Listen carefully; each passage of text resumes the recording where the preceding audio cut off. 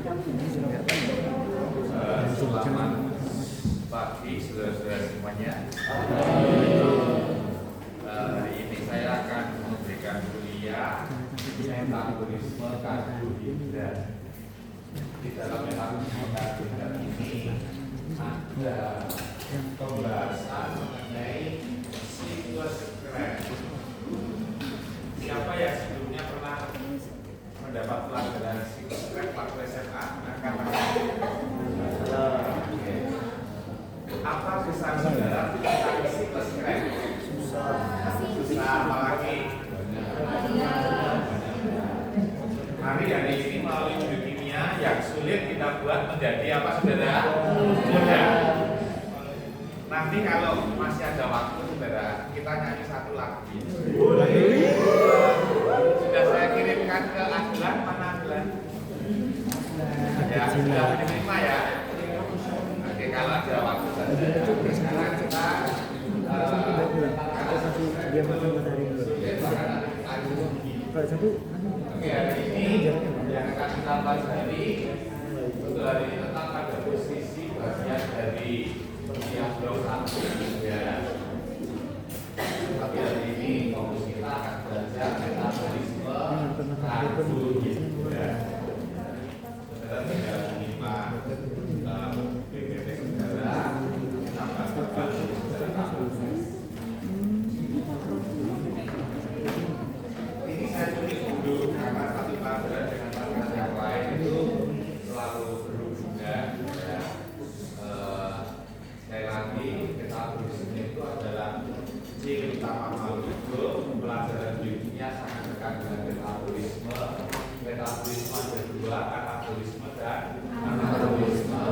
Kalau dari segi katabolisme, kemarin beberapa hari lalu saya mengajarkan peristiwa pencernaan itu adalah bagian metabolisme, khususnya dalam hal mencerna makanan itu adalah katabolisme.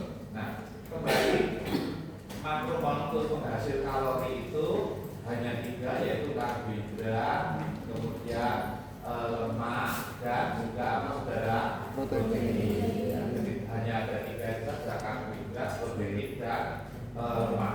Ya, jadi ada 3. Terus kemudian pada peristiwa pencernaan masing-masing dipecah menjadi mikromolekul atau sari makanannya, khususnya karbohidrat akan dipecah menjadi unit fungsional terkecil dari karbohidrat adalah monosakarida. Itu adalah mikromolekul, itu adalah monomer, ada 3, yaitu apa saudara? Glukosa, fruktosa, dan galaktosa. Yang paling penting adalah glukosa. Kalau itu lemak menjadi asam lemak, kalau itu protein menjadi asam amino. Kalau kita bicara lemak, sebetulnya lemak itu menjadi asam lemak dan glikol. Namun pada hari ini bahwa dari masing-masing mikromolekul itu, kalau dari lemak itu yang berurusan dengan siklus keren nanti terutama asam lemak. Ya, jadi karbohidrat menjadi monosakarida utama glukosa, kemudian lemak menjadi asam lemak, protein utama asam amino, itu nanti akan berubah menjadi small carbon chain. Apa di sini? Nanti ada satu molekul yang menjadi pintu masuk utama. Ya, di sini. Kemudian masuk dalam siklus keren untuk menghasilkan energi. Tapi sebetulnya ada sisi lain, yaitu fosforilase oksidatif. Tapi saya lebih fokus ke metabolisme karbohidrat. Ada materi fosforilase oksidatif. Kalau zaman dulu ya menyampaikan karbohidrat. Nah, kali ini yang akan saya sampaikan ini adalah metabolisme karbohidrat. Kemudian nanti kaitannya dengan tapi sekali lagi bahwa dari makromolekul utama yaitu karbohidrat, protein, lemak juga menjadi monomer akan berubah menjadi produk umum yang menjadi pintu masuk dalam siklus keren. Ada yang masih ingat namanya apa? Asetil-CoA.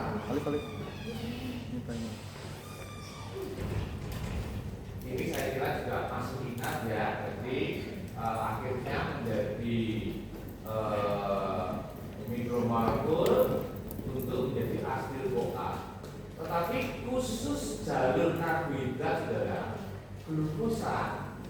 juga untuk masuk sikloscribe sebelum jadi asli OA itu perlu diubah menjadi piruvan.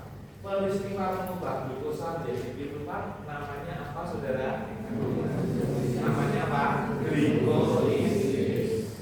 Ini nanti akan kita pelajari lebih khusus ini ya. Nah sekarang pembagian karbohidrat ya. Pembagian karbohidrat itu dimulai dari yang ukuran besar adalah polisakarida, oligosakarida, disakarida, dan yang paling kecil monosakarida. Kalau kita bicara polisakarida, ini adalah keluarga karbohidrat yang ukurannya paling besar. Polisakarida ini yang paling besar. Nah, saudara harus tahu di dalam biokimia ada istilah karbohidrat kompleks dan karbohidrat simpleks. Kalau yang namanya, saya berikan contoh ya, misalnya gula pasir. Tadi pagi mungkin saudara juga minum teh, gitu ya. Masih muda biasanya kan teh manis gitu. Nah, gula pasir itu ya itu adalah sebetulnya sukrosa, saudara. Ya, itu sebetulnya termasuk jenis satu molekul sukrosa diusus diubah menjadi satu molekul glukosa dan satu molekul fruktosa, sehingga akhirnya sebetulnya akan menjadi glukosa, sehingga yang model seperti ini tidak ada sifatnya kayak gula pasir. Ini sebetulnya termasuk karbohidrat simpleks. Nah ini kalau bagi saudara yang punya keluarga sakit DM, model jenis karbohidrat simpleks ini kurang bagus. Sakit gulanya sedang tinggi, minum teh manis ini juga tentu tidak baik, itu akan cenderung menaikkan gula darah. Yang lebih baik adalah karbohidrat kompleks. Nah kalau karbohidrat kompleks itu contohnya adalah gula yang di situ juga ada seratnya. Kalau seperti itu rujukannya apa? Pasti buah-buahan. Ya buah-buahan itu kan ada yang manis, misalnya gedang kepok, bodong, ya, mangga. Ini sedang musim mangga. Ya, saudara sedang menikmati mangga juga kan? Mangga lah pakai murah-murahnya ini saudara ya. Tapi kalau sakit gula juga hati-hati, karena mangga yang manis itu memang jahut enak rasanya. Tapi indeks glikemiknya juga tinggi ya saudara. Ya, jadi kalau ada orang tua saudara yang sakit gulanya khususnya nggak tinggi ya sebetulnya mangga yang manis itu bukan pilihan. Bagi saudara yang sehat walafiat, mangga yang manis tidak apa-apa ya. Tapi kalau bagi orang tua hati-hati kalau gulanya tinggi, karena dia di dalam mangga ini walaupun sebetulnya ini karbohidrat kompleks yang baik, tapi indeks glikemiknya tinggi, sehingga saudara harus hati-hati. Mungkin lebih aman kalau dia punya sakit gula pakai apa, misalnya saudara apel, pir gitu ya. Alpukat bagus sekali, tapi saat makan alpukat disertai gula pasir lah, sama saja ini kuat-kuat mawar sebenarnya.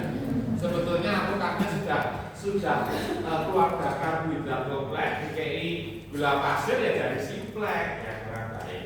Tapi kalau saudara asal sehat tidak bisa sakit gula ya nggak masalah. Tapi kiai sepuh, kakek nenek saudara yang lebih baik kalau makan alpukat ya rela sedikit ada pahitnya begitu ya.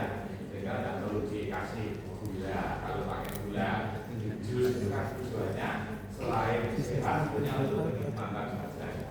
Nah ini adalah keluarga karbohidrat. Sekarang mari kita bahas satu-satu. Namun karena oligosakarida dalam biokimia tidak terlalu populer ini dan terangkan. Kita mulai dari keluarga karbohidrat yang pertama yang besar adalah polisakarida.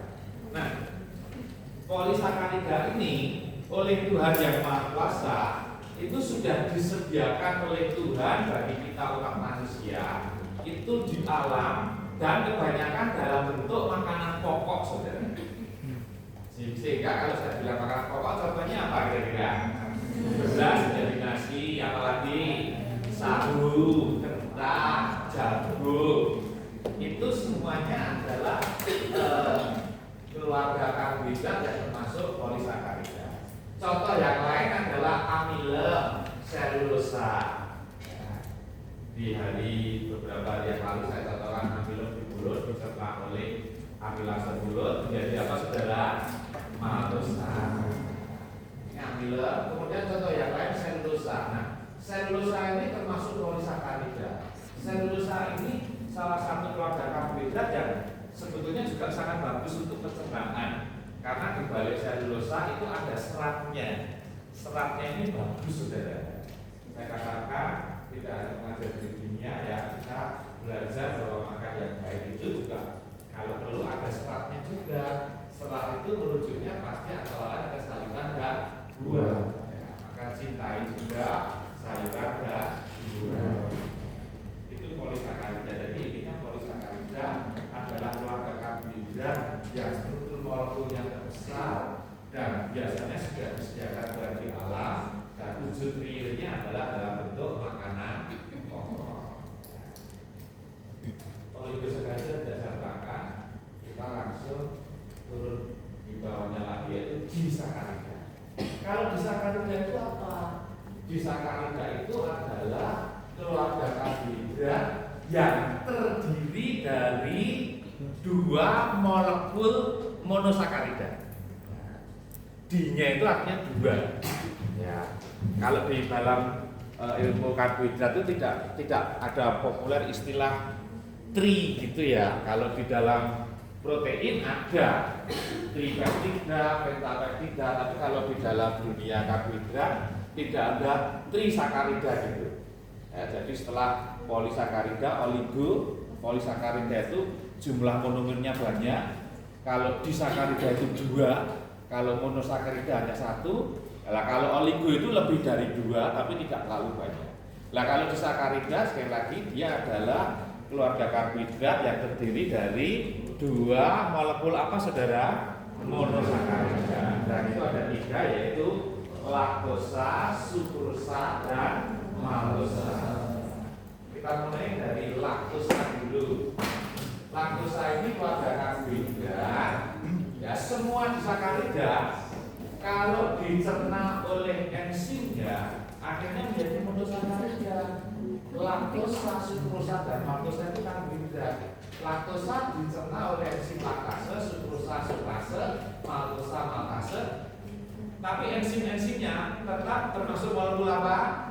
Protein. Ya. Dan setelah dicerna pasti akan menjadi kalau disakarida ya otomatis dua molekul monosakarida. Kalau laktosa itu punya nama lain gula apa saudara? Gula susu. Laktosa itu gula susu. Kalau setiap satu molekul laktosa akan diubah setiap molekul disakarida. Kalau dicerna pasti salah satunya adalah satu molekul glukosa. Ya, oleh karena itu kalau laktosa menjadi apa? Satu molekul glukosa. Nama yang satunya itu mirip dengan nama disakaridanya. Kalau laktosa pasangannya glukosa dengan siapa? Laktosa. Sukrosa nama lainnya gula apa? Gula tebu. Ya, gula pasir, gula tebu.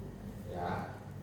Salah satu minuman manis yang enak, memang ya enak seger itu adalah gula tebu saudara. Siapa yang pernah minum gula tebu?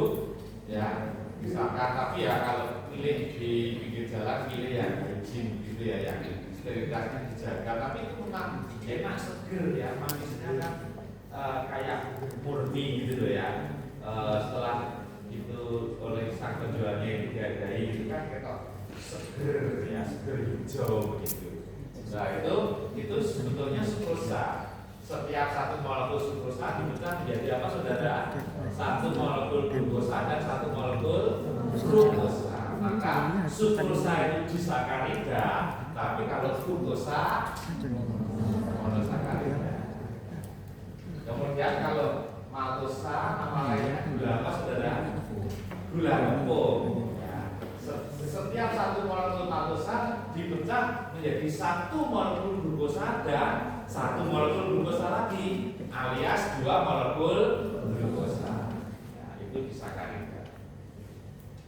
Nah, dari semua keluarga karbohidrat yang paling penting untuk tubuh kita itu adalah keluarga atau kelompok kecil yang namanya monosakarida. Karena monosakarida itu mikromolekul yang bahasa awamnya adalah sari-sari makanan. Dari kecil kecil kita sudah diajari kita makan untuk mendapatkan apa saudara? Sari-sari makanan. Ya. Nah, ini adalah keluarga karbohidrat yang terkecil. Ada 3 yang sangat penting, yaitu glukosa, fruktosa, dan galaktosa. Dari ketiganya ini semuanya penting saudara, tapi kenyataannya yang paling penting adalah glukosa. Ya, kalau orang menyebut sakit gula itu yang dimaksud gulanya adalah glukosa saudara, bukan fruktosa atau galaktosa.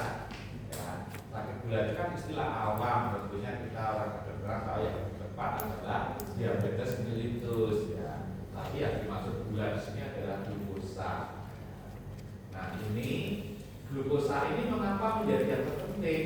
Karena sumber energi bagi sel otot untuk memberikan kekuatan pada kita. Tapi yang tidak kalah penting dan yang sangat penting apa saudara?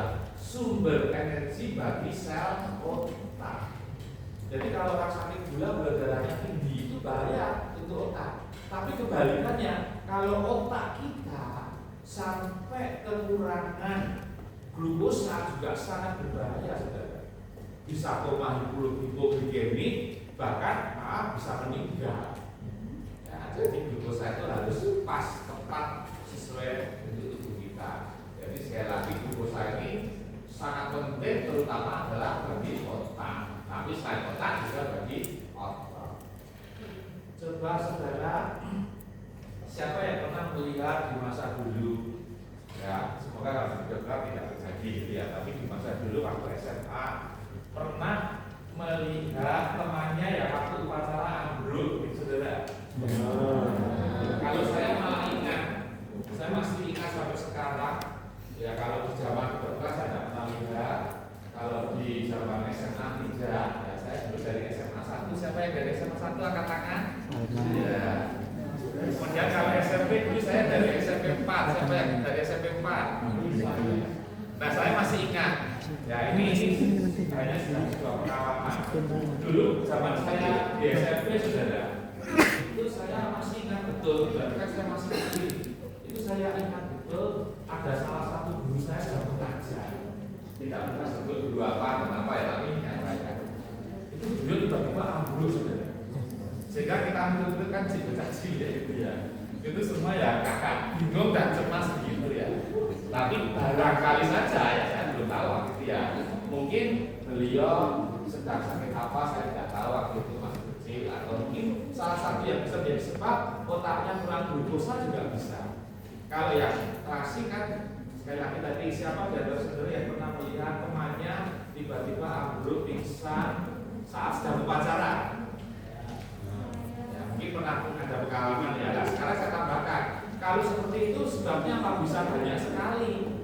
Bisa banyak. Kenapa ya? Kita kalau nggak kenal dekat juga tidak bisa menebak. Tapi salah satunya sebetulnya otaknya kurang apa saudara? Glukosa. Kalau ceritanya begini, ada pelajar SMA atau bahkan mahasiswa sudah 2 hari yang lalu makannya sedikit sekali. Sejak kemarin makannya hanya sedikit. Terus kemudian itu upacara dalam keadaan paginya belum makan, tiba-tiba pingsan. Bisa saja itu hipoglikemik. Orang sedang di pinggir jalan bisa saja seperti itu. Nah kalau seperti itu saudara, kalau betul itu hipoglikemik, yang paling kalau sudah hipoglikemik ya susah saudara bawa ke rumah sakit saja. Tapi yang ingin saya katakan begini, bisa saja orang seperti itu bisa karena kurang glukosa, bisa karena kurang oksigen. Tapi kalau misalnya peristiwanya klasik seperti itu ya tiba-tiba ada bisa termantuk. Ya sudah kalau itu di sebuah sekolah SMA bawa saja ke ruang UKS. Setelah di ruang UKS apa saudara tidurkan? Tidak usah pakai bantal, kakinya dinaikkan. Kalau di situ ruang UKS-nya sempit ya tinggal masuk, tidak usah satu kelas. Kalau sempitnya paling atas saudara. Ya pingsan berarti kan paling sejak dikasih ya kalau kita oksigen makin kalah makin nganggur ya. Dan ke situ kemudian sama temannya yang dekat saja. Kemudian kakinya diapakan saudara? Dinaikkan, jendela dibuka. Kalau ada dipasangin boleh lah saja. Lah saat sedang tidak sadar, tidak boleh saudara beri minum. Saya sering melihat ada orang yang jalan ambilkan teh hangat diminumi, bahaya sekali. Nanti kalau sudah tidak sadar dikasih minum, tidak masuk saluran cerna tapi masuk ke mana saudara? Saluran nafas. Itu bisa bahaya loh saudara. Ya, sehingga kalau seperti itu ya saudara bahkan kemudian saudara kipasi, hidupkan kipas angin boleh, dekat hidupnya saudara rangsang dengan bau-bauan, bau teh, bau apa lagi boleh, tapi tidak usah pakai bau kaos kaki gitu ya. Nanti dia langsung lari ya. Nah setelah sadar baru diberi apa saudara? Minum teh manis gitu ya. Ini kembali lagi bahwa otak kita itu sangat membutuhkan glukosa. Berlebihan tidak baik, kurang juga sangat berbahaya. Nah ini saya kira sudah berkali-kali saya katakan metabolisme kedua, katabolisme dan anabolisme. Nah hari ini kita akan fokus belajar metabolisme karbohidrat. Metabolisme karbohidrat sebetulnya lebih dari ini saudara. Tapi di kuliah ini yang saya tekankan adalah yang depan-depannya pakai huruf G gitu ya, seolah-olah 4G gitu, plus yang namanya plus scrap. Sebetulnya masih ada yang lain, tapi kalau kuliahnya hanya 100 menit, waktunya tidak cukup. Dan agak penting saudara adalah 5 ini. Nah kita mulai dari yang pertama adalah glikolisis. Kalau di dalam metabolisme itu ada lisis, itu artinya dipecah saudara. Kalau ada lisis itu artinya apa saudara? Dipecah. Kemudian pasangannya genesis. Genesis itu artinya kalau di sini adalah pembentukan. Nanti kebalikan dari lisis adalah apa saudara? Genesis. Tinggal yang di lisis atau genesis sekarang itu karena di depannya apa ya kata begitu. Nah di sini yang pertama adalah glikolisis. Kata gliko di sini ada saudara. Ini merujuknya pada glukosa, bukan glikogen, walaupun dua jenis molekul itu sama-sama ada glikonya. Tapi kalau di sini glikolisis itu glikonya merujuk pada glukosa, sehingga glikolisis itu yang dilisiskan dari siapa? Glukosa. Jadi memecah atau mengubah glukosa menjadi pirufat atau asam pirufat atau piruvic acid. Apa tujuannya? Karena tujuannya untuk mempersiapkan apa itu saudara asam pirufat itu untuk nanti selanjutnya diubah menjadi asil-CoA. Jadi di sisi lain dia sebagai molekul antara ya untuk menuju ke yang namanya asil-CoA.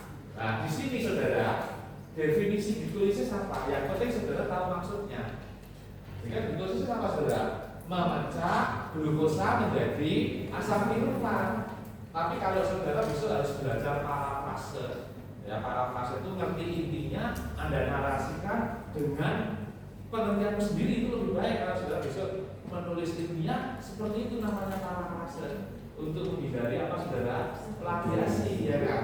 Nah sekarang saya sudah bisa mengatakan begini, apa ya glikolisis? Glikolisis adalah terbentuknya asam pirufat dari glukosa. Betul atau tidak? Betul. Tapi dengan yang pertama kata-katanya sama atau beda? Beda. Tapi isinya apa? Sama. Itu namanya parafrase. Ya, parafrase itu ilustrasinya kalau kita membaca teks bahasa Inggris, kalau dibaca orang Inggris dan jago Inggris begitu ya, itu menangis gitu ya. Sehingga kalau kita membaca itu menangis. Jangan sampai kalau dibaca orang Inggris nanti speaker menangis baru kita baca kok ketawa terbahak-bahak. Ini berarti ada error di dalam mengartikannya. Itu glikolisis. Kemudian yang berikutnya adalah glikogenesis. Kalau glikogenesis berarti kata genesis artinya apa saudara? Betul. Tapi glikonya ini tidak mengarah ke yang namanya glukosa, ini mengarahnya ke glikogen. Jadi glikogenesis itu arti harapannya apa? Perubahan glukosa menjadi glikogen. Memecah glukosa menjadi glikogen. Tapi saya juga bisa mengatakan yang namanya glikogenesis apa? Terbentuknya glikogen dari glukosa atau pecahnya glukosa menjadi glikogen. Tapi kalau pecahnya glukosa menjadi asam pirufat adalah glikogenesis, dari salah total saudara. Ya, dan tujuannya apa? Saya nyuplin pakai bahasa Jawa ya. Saya beri contoh ilustrasi begini. Misalkan saya berikan contoh bahwa jadi pas di bulan puasa, ya di bulan puasa itu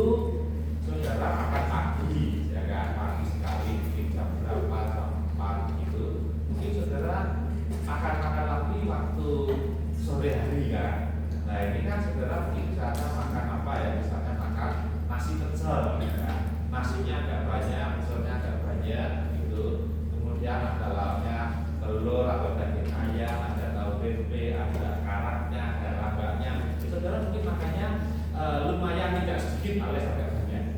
Nah, pada saat itu sebetulnya kalori yang masuk ke tubuh saudara banyak, keluarga karbohidrat yang masuk ke tubuh saudara banyak. Nah, kalau banyak, maka nanti pasti ada kelebihan energi.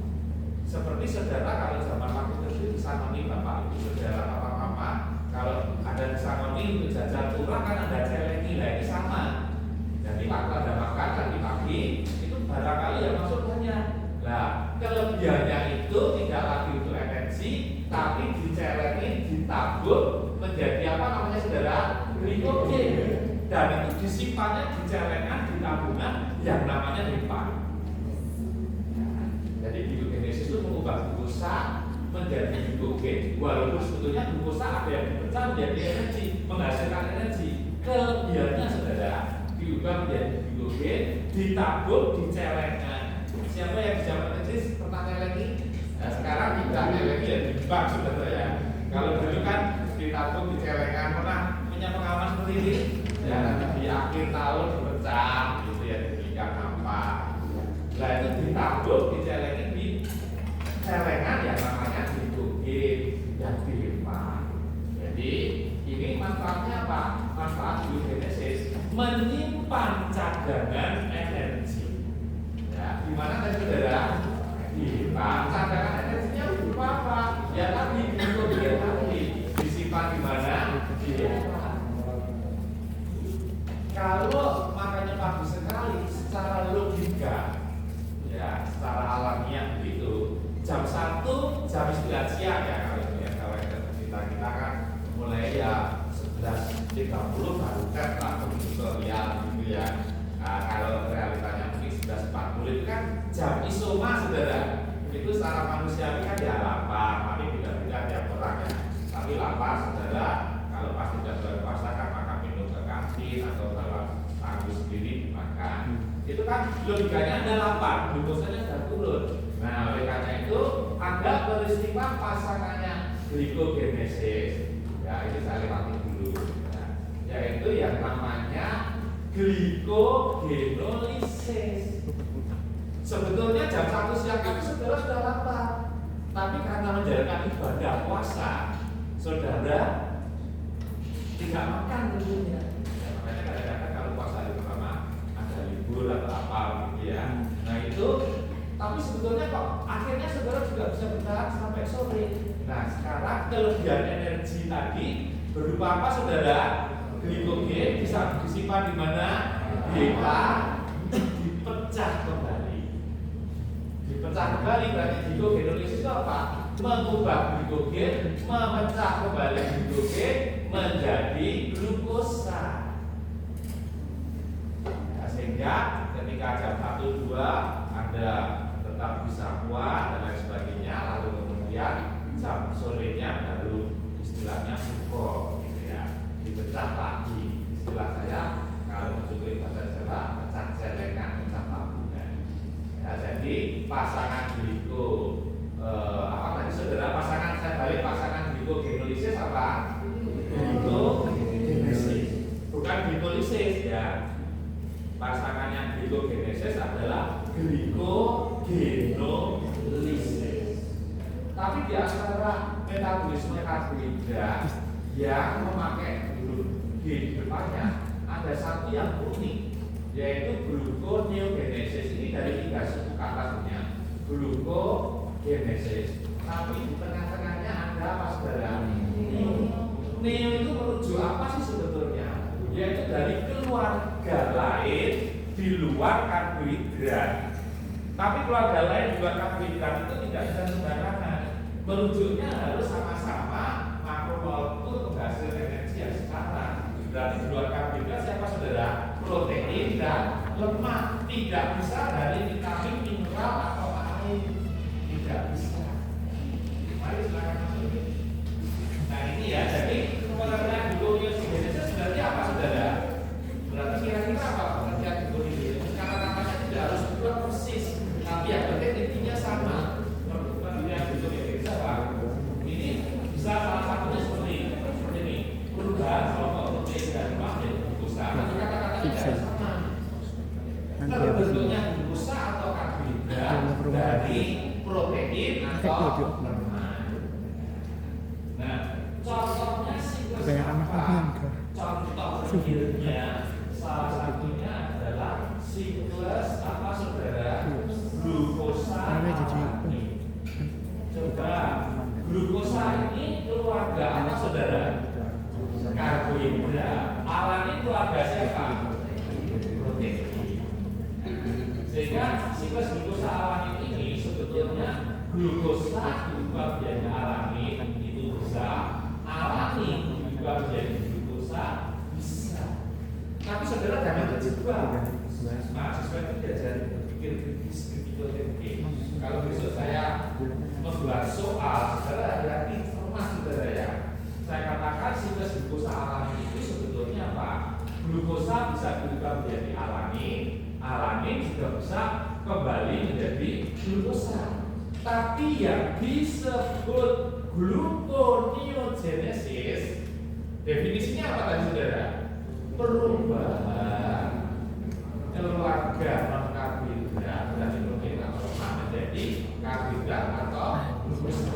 Sehingga yang disebut gluconeogenesis itu bukan saat, hati-hati ini, bukan saat glukosa diubah jadi alami, tapi apa saudara? Alami diubah jadi glukosa. Kalau besok pas jawab soal ini salah, berarti hari ini sedang tidak ikut kuliah, gitu ya. Ya seperti itu. Berarti kan salah. PowerPoint itu kan poin-poin yang PowerPoint hanya penjelasan dari langsung ini, jadi jangan sampai tidur. Ini menginspirasi saya supaya saya tidak lupa nanti malam harus sudah saya buat soal.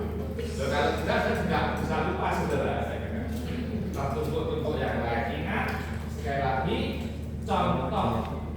Kalau disebutkan contoh gluconeogenesis sama jawabnya siklus glukosa alami. Tetapi detailnya kalau peristiwa glukosa menjadi alami bukan gluconeogenesis. Yang gluconeogenesis apa saudara? Alami berubah menjadi. Nah peristiwa itu bisa terjadinya gimana? Saya kira di tubuh kita yang menjadi pusat metabolisme adalah siapa saudara? Hati, terutama di hati. Yang lain-lainnya saudara sendiri ya. Oh ya, sebelumnya saya kembalikan ke seminar dulu ini.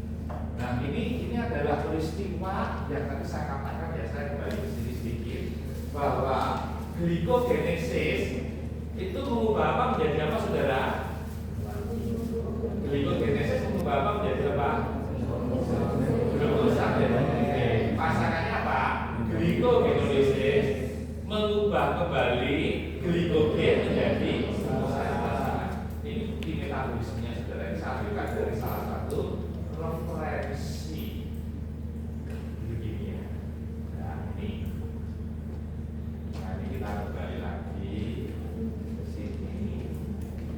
Nah ini salah satu peristiwanya begini ya, bisa ambilkan dari Bendel and Myers.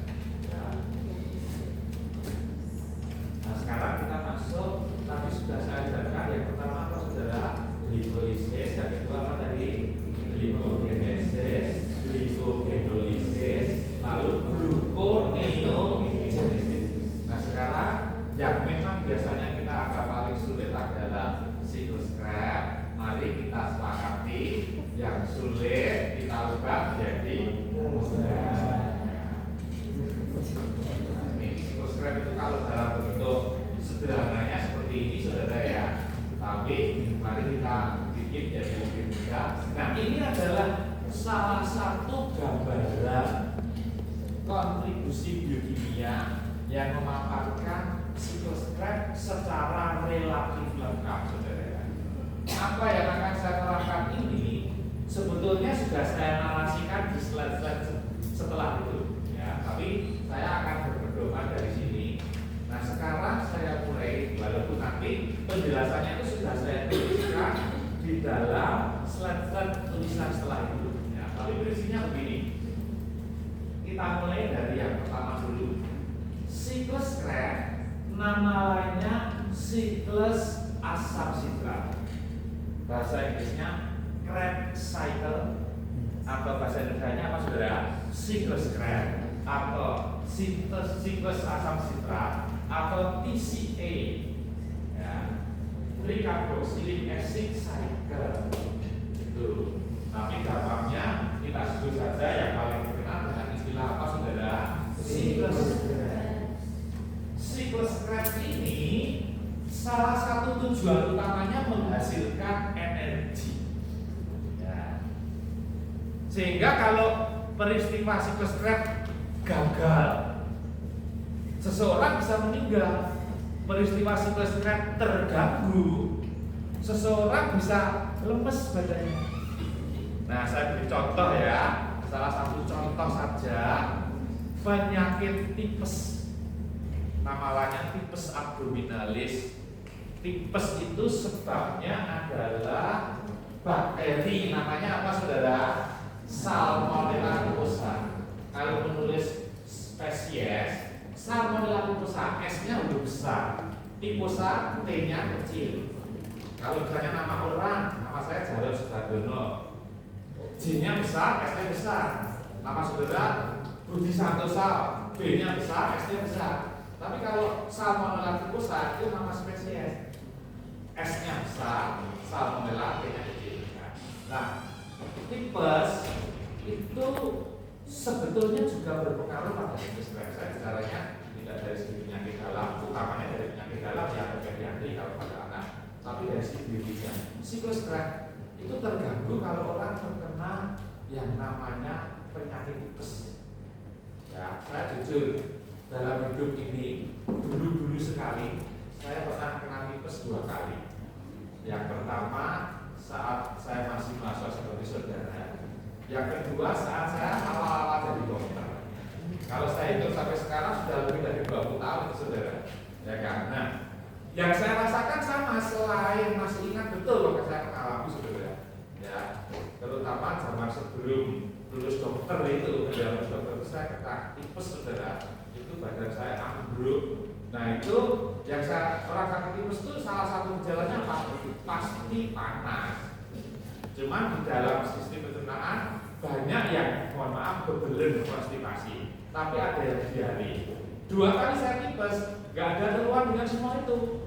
Saya tidak ada keluhan konstipasi, maaf bebelen. Saya tidak diare, berak saya biasa. Tapi badan saya 2 kali tipes itu panas semua. Tapi 2 kali tipes itu yang saya rasakan lemes semuanya saudara. Setelah saya nggak panas, seolah sembuh apapun masih lemes saudara. Itu karena sebenarnya apa saudara? Terganggu kaitannya dengan menghasilkan energi. Coba siapa yang pernah pengalaman pernah sakit tipes angkat tangan? Ya, mungkin tidak usah angkat aja ya. Tipes itu juga tidak mudah menular saudara. Tidak segampang COVID. COVID itu juara dunia nomor 1 penyakit waktu itu sudah menular itu ya. Kita semua sudah merasakan. Tapi kalau tipes tidak. Nah ini ya, itu contohnya hubungan dirinya dengan sendiri. Nah sekarang kembali lagi, apa tujuan utama siklus Krebs saudara? Menghasilkan energi. Saat saya kena tipes, badan saya lemes waktu itu saudara ya. Lalu kemudian yang selanjutnya, apa bahan baku peristiwa siklus Krebs? Jawabnya adalah makromolekul penghasil kalori. Siapa saja? Karbohidrat, protein, lemak. Itu bahan bakunya itu. Siapa saudara? Karbohidrat, protein, lemak. Tetapi kita butuh supporting star, tetap butuh yang lain. Tetap butuh vitamin dan mineral. Apalagi air sangat butuh sekali. Ya kan? Tapi bahan bakunya adalah karbohidrat, protein, lemak. Ya, butuh vitamin dan mineral, tetap butuh air.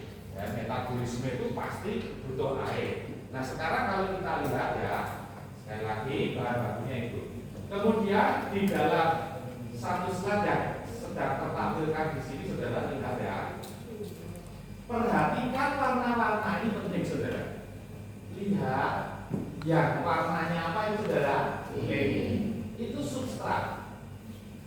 Kemudian substrat ini perlu bantuan enzim.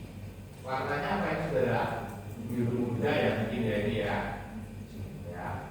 muda apa saudara?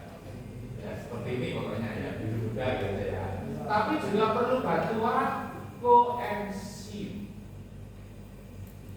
Nah, koenzimnya bisa vitamin, bisa mineral, diberi warna beda-beda. Tapi juga ada penghambatnya, inhibitor.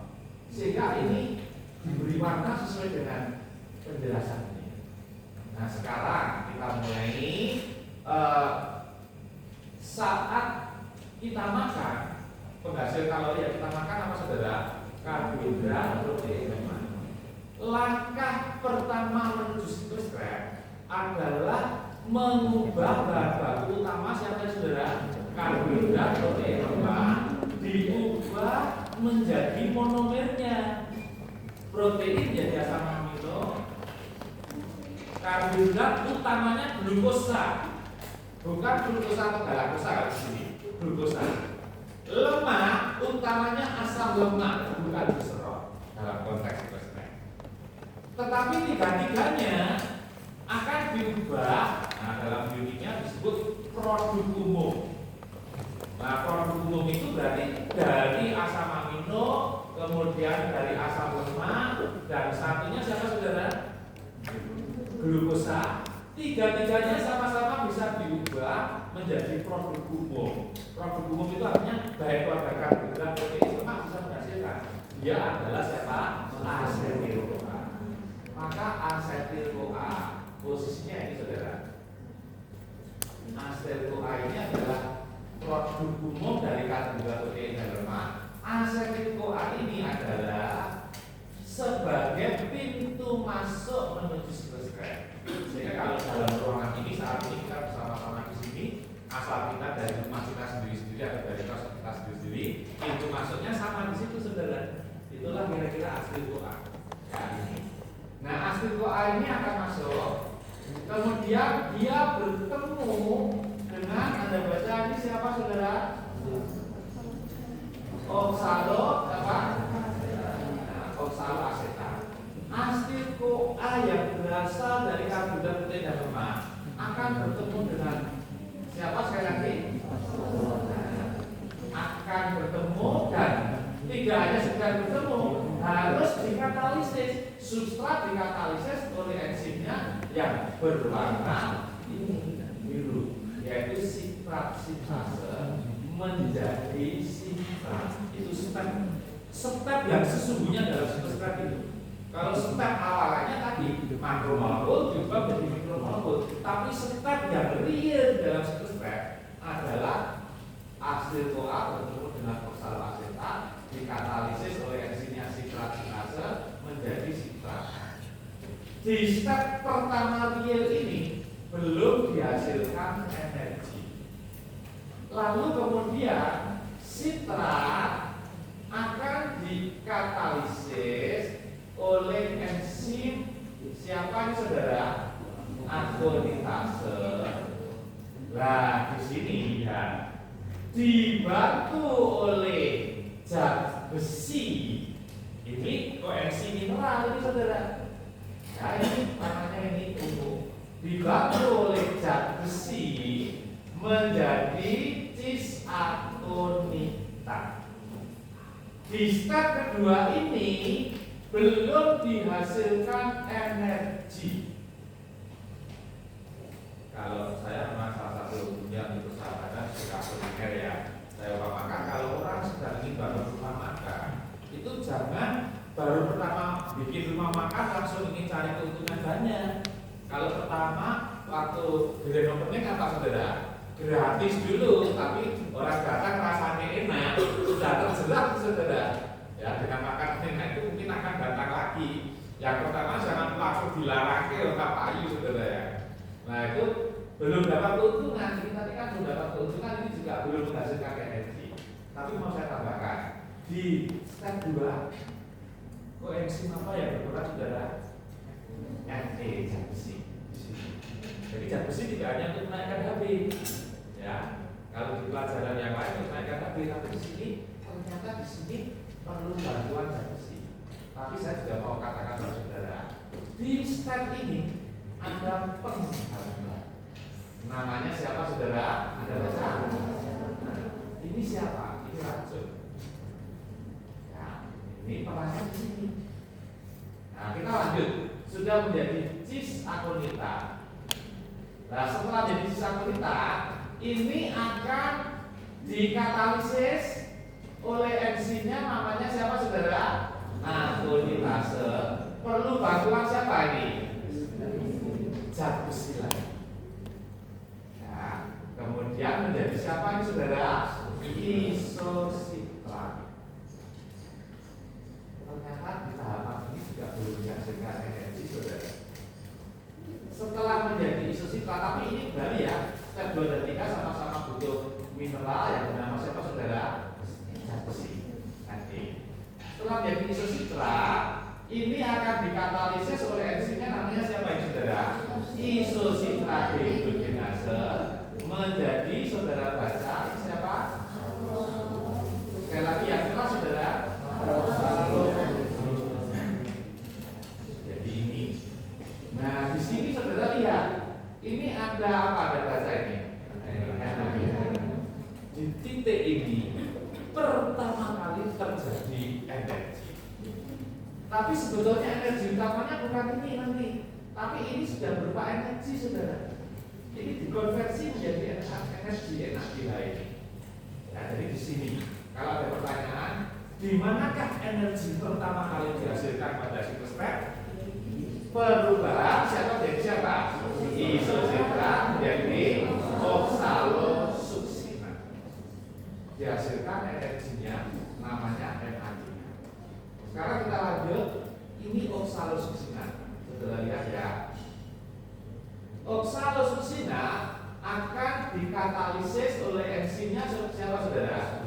Isositrat dehidrogenase menjadi siapa? Alfa ketoglutarate. Tapi ada perhatikan, kira-kira apa yang perlu disampaikan di sini? Koenzim mineral, yaitu siapa? Mg, magnesium dan Mn mangan. Mangannya bukan mangan es. Mangan itu kata-kata kasar ya. Pada Jawa kan gosok bukan ya. Mangan itu maksudnya makan. Ya. Ini. Tapi di sini jelas peran koenzim magnesium dan Mn menjadi alfa ketoglutarate. Setelah menjadi alfa ketoglutarate, maka selanjutnya akan dipecah, akan dikatalisis alfa ketoglutarate ini oleh enzimnya. Nah ini yang peran paling kunci di situ saudara. Oleh enzim yang memecah alfa ketoglutarate, namanya siapa ini saudara? Alfa ketoglutarate dehidrogenase kompleks. Ulangi yang keras bersama-sama saudara. Alfa ketoglutarate dehidrogenase kompleks. Ini mengkatalisis siapa menjadi siapa? Alfa ketoglutarate menjadi succinyl. Nah di sini ada kofaktor yang penting, yaitu siapa saudara? Tiamin. Tiamin itu nama lainnya siapa? Bukan timin, beda loh ya. Tiamin. Tiamin itu siapa saudara? Vitamin B1. Ya, vitamin B1. Disinilah letak peran vitamin B1 pada siklus Krebs, membantu enzim ini alfa ketoglutarate dehidrogenase kompleks, membantu dia enzim ini mengkatalisis alfa ketoglutarate menjadi siapa saudara? Succinyl. Di sini juga dihasilkan energi, yaitu dari kelompok siapa saudara? NAD. Dihasilkan saudara. Tapi di sini ada yang perlu diperhatikan apa kira-kira? Arsenit. Arsenit ini adalah inhibitor penghambat enzim alfa ketoglutarate dehidrogenase kompleks. Ini adalah siapa? Racun. Jadi ini sangat berbahaya saudara. Ya, ini menggambar perubahan alfa ketubutaran menjadi susunan CoA. Tepatnya arsen ini menggambar enzim ini. Sehingga kalau ada arsen ini gambar psikostress terhenti ekstrimnya, pasiennya, orangnya bisa. Kita tidak usah bicara politik ya, tapi sekedar contoh saja. Ada tokoh di Indonesia di masa lalu, dia membela hak asasi. Dia sempat diracun dalam perjalanan dari Indonesia ke dari Indonesia ke Belanda. Dia membela hak asasi manusia. Ada yang tahu namanya siapa? Irwin Murni. Tapi tidak usah kita bahas itu. Ada orang tapi makanya yang digunakan adalah siapa? Arsen. Ini tangkapnya di sini. Maka hati-hati, kita nggak boleh. Kita harus menolong, dokter itu harus menolong pasien. Oke, tapi sudah tahu bahwa ini tangkap bahayanya arsen itu di sini. Nah, kita kembali di sini saudara. Yang di sini berarti ada beberapa poin yang penting ya saudara ya. Enzimnya ini, koenzimnya adalah siapa? Yami. Juga dihasilkan energi NADH. Dan yang tidak kalah penting ada programnya yaitu arsen. Nah sekarang setelah jadi succinyl CoA, ini akan dikatalisis oleh enzimnya apa saudara? Succinat thiokinase dibantu siapa ini? Magnesium menjadi apa? Succinat. Nah ini yang paling krusial dari energi. Di sini mulai dihasilkan energi yang paling diharapkan dalam peristiwa sitosfer, yaitu apa saudara? ATP, adenosin trifosfat. Sebetulnya aslinya saudara, aslinya sebetulnya dalam teks biokimia yang lain GTP, guanosin trifosfat. Tapi GTP ini GTP ini identik dengan ATP. Sehingga kalau nanti saat saya menjawab apa sih yang dihasilkan di sini, baik GTP maupun ATP dalam konteks ini miwon sami boleh ditulis GTP. Cuma GTP kan nggak populer. Yang populer adalah apa saudara? Sekarang tidak usah jauh-jauh di apotek itu ada saudara. Ya sudah tidak rahasia itu tahu itu ada obat yang misalnya kalau minum menghasilkan energi namanya apa saudara? Bio ATP. Nah kita kembali di sini. Jadi di dalam ini sudah dihasilkan energi. Lalu setelah menjadi succinat dikatalisis oleh enzimnya namanya siapa saudara? Succinat dehidrogenase. Kebetulan kalau enzim-enzim dalam sitostres ini semuanya kan pakai kata ase ya saudara ya. Tapi tidak harus pakai ase loh ya di pelajaran kimia pencernaan. Contohnya siapa? Pepsin, nah itu. Ini jangan disebut pepsinase, nggak ada masalah saudara ya. Pepsin ya pepsin, asalnya dari pepsinukit. Ya, itu nggak pakai ase juga pepsin. Juga enzim. Tapi kalau di sini kebetulan semua pakai kata ase. Nah di sini succinat akan dipecah oleh enzimnya isosuccinat dehidrogenase menjadi kumaran. Ya. Tapi di sini dihasilkan jenis energi yang lain, saudara, yaitu siapa? NADH. Tapi saya tidak akan serahkan NADH nanti di pelajaran di sini. Mungkin akan serahkan teman sahabat yang lain, gitu ya. Itu tapi di sini titik tangkap dihasilkan NADH berarti gimana, saudara? Perubahan succinat menjadi siapa? Kumaran. Berarti ada berapa jenis energi di dalam sitosfer? 3. NADH, NADH, dan ATP. Yang pertama kali dihasilkan siapa? NADH. Yang terakhir NADH.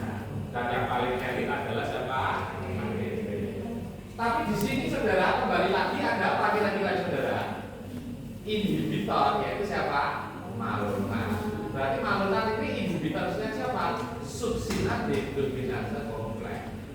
Ya, kalau ada malonat, succinat tidak bisa berubah menjadi kumaran. Tahu dalam keadaan normal, succinat dikatalisis oleh succinat dehidrogenase dibantu, kalau ini semua tidak dibantu ya, banyak kolesterol dihidrogenase menjadi fumarat. Sekarang saya mau tanya, di fumarat ini ada sesuatu yang sangat terkenal. Ya. Di pertemuan saya yang terakhir, kalau tidak salah masih lama ya, bulan Desember, saya akan menyampaikan metabolisme protein. Ya, proteinnya beda dengan protein global 1 walaupun ada yang sama. Tapi nanti saudara akan tahu ada yang namanya siklus Krebs. Tapi dalam dunia kedokteran ada yang namanya siklus urea. Sedikit saya culik saja. Saudara dan saya makan protein. Coba kalau protein yang saudara makan tadi berarti apa deh? Apa? Apa? Ayam. Ayam. Telur. Ya sama. Ini apa pakai? Telur. Ayam. Ya ini mayoritas ayam dan telur. Ya. Tapi tahu tempe juga telur ya. Ya. Itu. Nah itu tujuan utama makan tadi ya ayam, telur dan sebagainya, tahu tempe, yang mungkin ada yang makan juga. Itu mendapatkan siapa saudara? Asam amino. Tapi saudara harus tahu di balik itu setiap kita makan protein sebetulnya dihasilkan racun yang sangat berbahaya. Tapi kok nggak apa-apa karena ada siklus ini. Racun yang sangat berbahaya ini siapa saudara? Amonia. Amonia yang sangat beracun oleh para pesakit metabolisme tentu dengan campuran yang lain akan berubah menjadi urea. Urea masih beracun akan oleh ginjal dikeluarkan melalui urea. Nah, nanti saya bisa sampaikan di metabolisme protein. Tapi intinya bahwa pada peristiwa ini ada yang namanya siklus Krebs di urea ini, besok protein ada yang namanya siklus urea. Antara siklus Krebs yang lebih dekat dengan metabolisme karbohidrat dan siklus urea yang tentu dekatnya dengan metabolisme protein. Ada penghubungnya saudara. Penghubungnya ternyata molekul yang bernama fumarat. Siapa saudara? Fumarat. Bisa saya tunjukkan kenapa kok bisa berhubungan. Penghubungnya adalah molekul fumarat. Jadi kalau ada pertanyaan, apa nama molekul yang menjembatani siklus Krebs dengan siklus urea? Jawabnya adalah siapa saudara? Fumarat. Tapi kita lewat dulu, kita kembali ke sini. Fumarat akan dibuka oleh enzim apa ini saudara? Fumarase menjadi apa ini? Ayo apa ini? L-malat. Ya, malatnya bukan kualat sebetulnya. Ya, malat. Malat akan dikatabolisme oleh siapa saudara? Maladehydrogenase. Sebetulnya nama substrat dengan nama enzimnya kan ada kesamaan saudara ya. Jadi malat dikatabolisme oleh siapa? Akroninase jelas begitu saudara ya. Malat enzimnya ya malat dehydrogenase ya. Ini ya kan siapa? Menjadi kembali menjadi siapa ini saudara? Oxalosuccinat. Apa yang juga menarik di sini? Di sini juga dihasilkan apa? Oxalo apa? Lanjutkan nama saudara. Oxaloacetat akan bertemu kembali dengan siapa? Asetil CoA yang kita dapatkan melalui makanan akan diubah oleh enzimnya kembali menjadi sitrat, dan ini namanya siklus itu putaran dan akan terus terjadi sepanjang hidup kita selama biologis kita masih hidup. Makanya saya contohkan pada saat saya dan saudara kena penyakit tipes, selain yang pertama gejalanya panas dan lain-lain, yang pengalaman pribadi yang saya rasakan lemes banget saudara. Ya, saya waktu itu masih kan zaman kena tipes itu saya sebetulnya sudah sembuh loh, sudah tidak panas saudara. Tapi waktu itu saya masuk kuliah ini sudah sembuh itu masih lemes, bahasa Jawanya tele-tele gitu ya. Tapi ya demi supaya nggak tertinggal lebih lama ya sudah, itu lemesnya lama. Nah, itu salah satunya karena siklus Krebsnya bukan terhenti, tapi apa saudara? Terganggu. Tapi saat diberi pada kasus diberi saudara arsenik itu tidak hanya terganggu yang ekstrem, artinya apa saudara? Terhenti. sudah bisa mendengar. Inilah sitoskop. Kalau di slide selanjutnya, saudara, itu sebetulnya dari yang saya terangkan melalui gambar ini sudah saya narasikan, sehingga mungkin tidak perlu saya ulang ya. Ini saya kira sudah saudara yang tadi ya, sehingga tidak perlu saya ulang. Intinya kan sama, tapi yang perlu saya digunakan karena produk umum karbohidrat protein dan lemak adalah siapa? Asetil-CoA adalah pintu masuk menuju sitoskop baik dari karbohidrat, protein dan lemak. Tapi ingat, khusus protein bisa masuk tidak hanya lewat apa saudara? Asetil-CoA. Jadi kalau dalam ruangan ini ilustrasi asetil-CoA adalah pintu ini. Asal kita tadi bisa dari rumah atau kos kita masing-masing, tapi pintu masuk kita di sini. Kalau dulu di sini ada pintunya saudara. Betul, dulu di sini ada pintunya. Ya betul. Ruangan ini sebenarnya legendaris saudara. Zaman saya mahasiswa sudah ada yang pernah. Tapi kalau yang namanya SG laptop zaman itu belum ada saudara. Tapi di sini tuh ada pintunya. Ya. Sehingga dalam pikiran saya masih ingatnya ada pintu. Oke, kita lanjutkan. Ini saya kira sudah tidak perlu saya ulangi, ini juga sudah ya saudara ya. Tinggal, nah yang perlu penekanan di sini.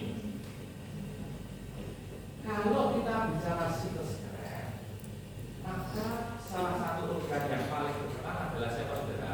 Hepatit. Tapi kalau bicara organela dalam sel, ini kaitannya dengan menghasilkan energi.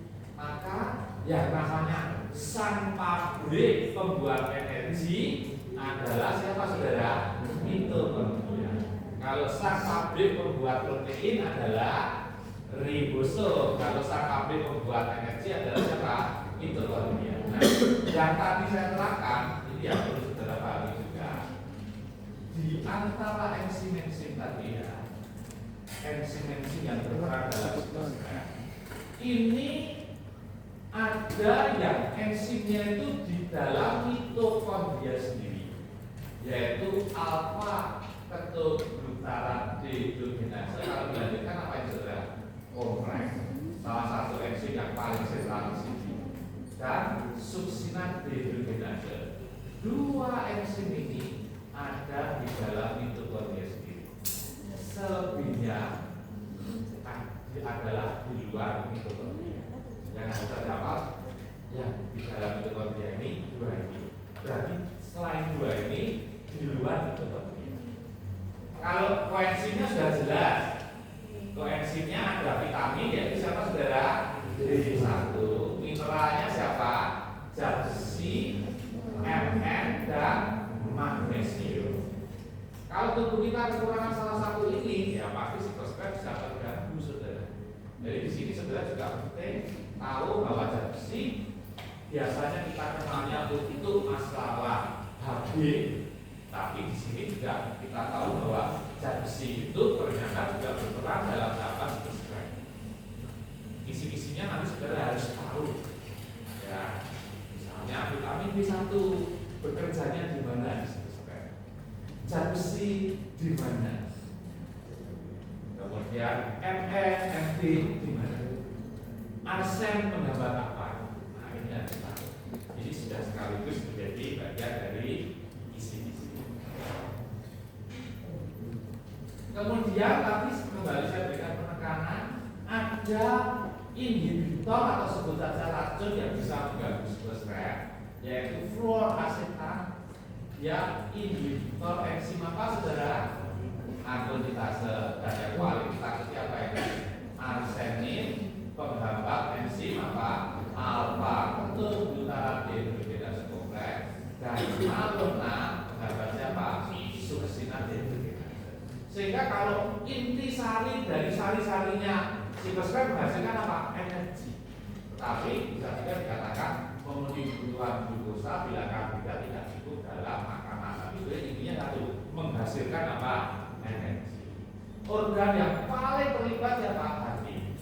Tapi dalam konteks ini hati juga dibantu oleh ginjal.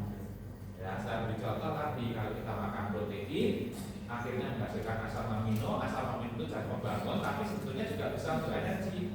Ya, tapi selalu ada sisa yang namanya amonia. amonia sangat beracun oleh hepa, glukosa jadi urea yang mengeluarkan adalah ginjal melalui urin, sehingga tidak bisa dilepaskan. Ginjal penting sekali juga ya, sejajar dengan hepa, tapi dalam konteks ini sentralnya hati kita ya. Nah, ini narasi ini tidak bisa ulang ya saudara ya. Ini kan sudah saya terangkan tadi, nanti saudara tinggal baca, ini sudah saya narasikan tadi ya. Ini. Nah, sekarang aplikasinya biokimia ini adalah ilmu dasar. Ya, sehingga ada bijaksananya. Ilmu dasar itu juga diamalkan rujukannya supaya ada koneksitas dengan klinis. Ya. Saya berikan contoh, kalau kita bicara metabolisme karbohidrat, salah satu molekul utama adalah gula darah.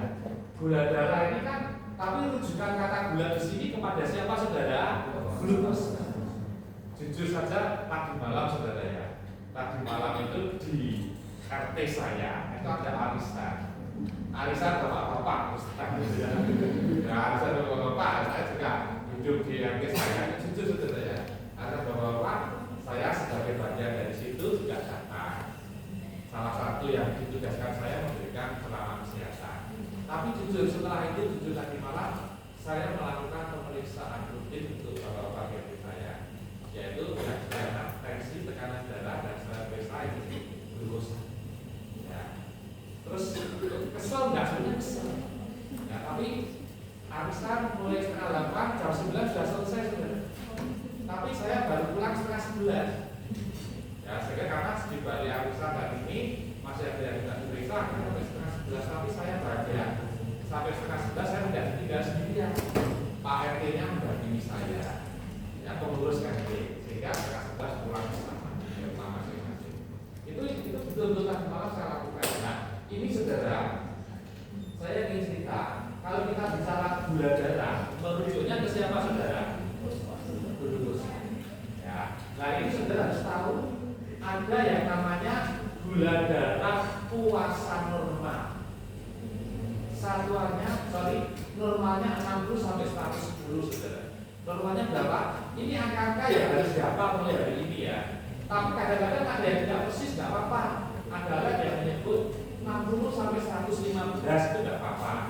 Ya itu kan BBT tidak bisa tipis. Tapi kalau saya tadi BBT-nya 60 sampai 110. Satuannya juga harus tahu saudara. Satuannya apa kira-kira? Miligram per desiliter darah. Ingat baik-baik.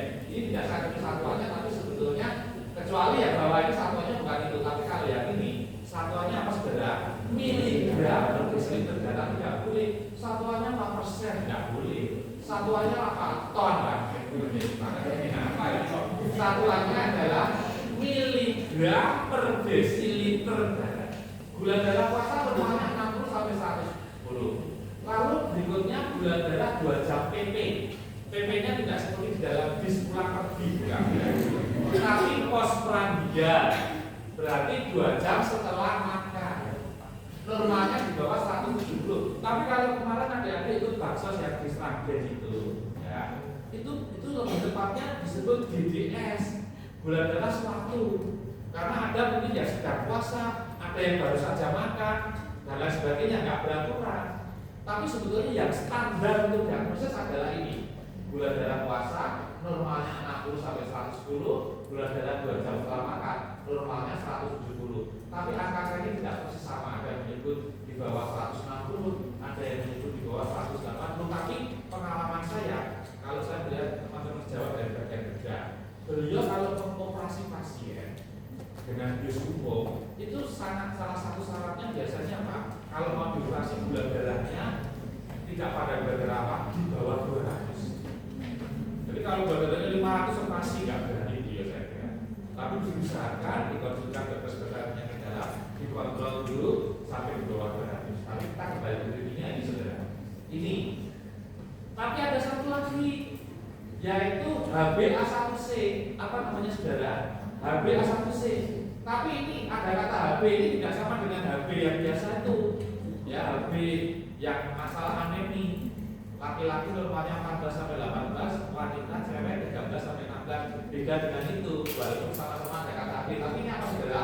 HbA1c sebaiknya di bawah 6,5 sebaiknya, idealnya di bawah 5,7. Jadi kalau saudara berpikir orang tua saya jangan-jangan orang tua saya sakit gula, jangan-jangan saya juga kena sakit gula, tapi saudara cek gula darah puasamu misalnya berapa? 95 normal. Gula darah baca PP selama makan berapa? 135 normal. HbA1c nya berapa? 5,4 ya pasti saya pastikan saudara bukan kena sakit gula.